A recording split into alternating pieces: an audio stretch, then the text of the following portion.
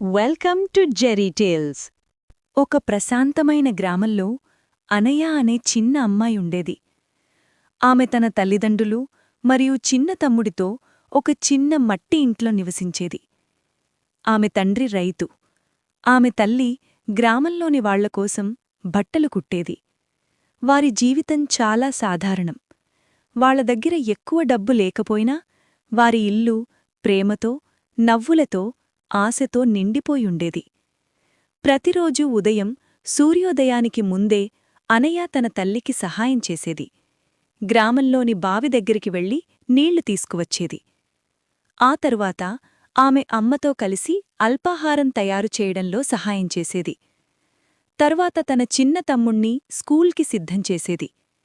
ఇన్ని పనులు చేసినా కూడా అనయ ఎప్పుడూ స్కూల్ మిస్ అవ్వలేదు. ఆమెకు చదవడం చాలా ఇష్టం. ఒకరోజు టీచరవ్వాలని ఆమె పెద్ద కల. తన గ్రామంలోని పిల్లలు కూడా బాగా చదవాలని ఆమె కోరుకుంది.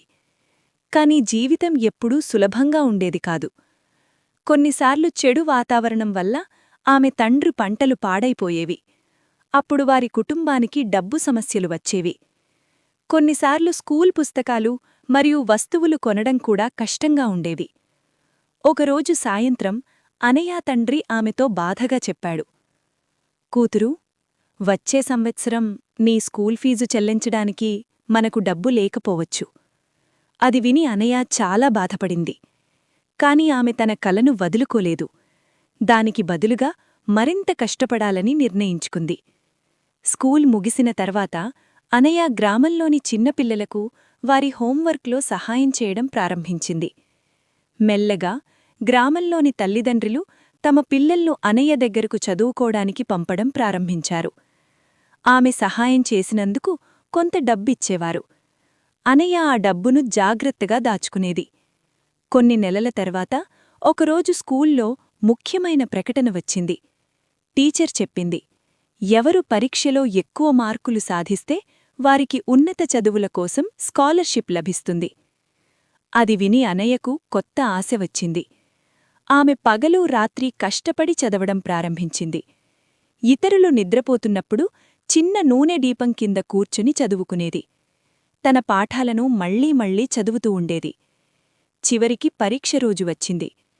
అనయ కొంచెం టెన్షన్గా ఉన్నా తనపై నమ్మకం పెట్టుకుంది. కొన్ని వారాల తర్వాత ఫలితాలు వచ్చాయి.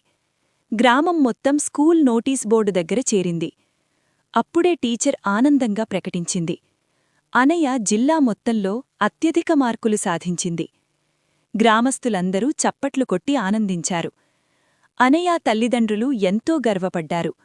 స్కాలర్షిప్ వల్ల అనయ తన చదువును ఎలాంటి ఆర్థిక సమస్యలు లేకుండా కొనసాగించగలిగింది. సంవత్సరాలు గడిచాయి. కొంతకాలం తర్వాత అనయ టీచర్గా మారి తన గ్రామానికి తిరిగి వచ్చింది. ప్రతి సాయంత్రం గ్రామంలోని పిల్లలకు ఉచితంగా చదువు చెప్పడం ప్రారంభించింది. మెల్లగా గ్రామంలోని చాలామంది పిల్లలు స్కూల్లో బాగా చదవడం ప్రారంభించారు. ఒకరోజు సాయంత్రం పొలాల మీద సూర్యాస్తమయం చూస్తూ ఉండగా అనయ తండ్రి గర్వంగా చెప్పాడు, కూతురూ, నువ్వు నీ జీవితాన్నే కాదు, మొత్తం గ్రామాన్నే మార్చేశావు. అది విని అనయ చిరునవ్వు చిందించింది. ఆమెకు ఒక విషయం బాగా తెలుసు. కష్టం మరియు పట్టుదల ఉంటే చిన్న కలలు కూడా ఒకరోజు నిజమవుతాయి. నీతి: కష్టపడితే మరియు పట్టుదల ఉంటే కలలు తప్పకుండా నిజమవుతాయి. Don't forget to like, share and subscribe to Jerry Tales.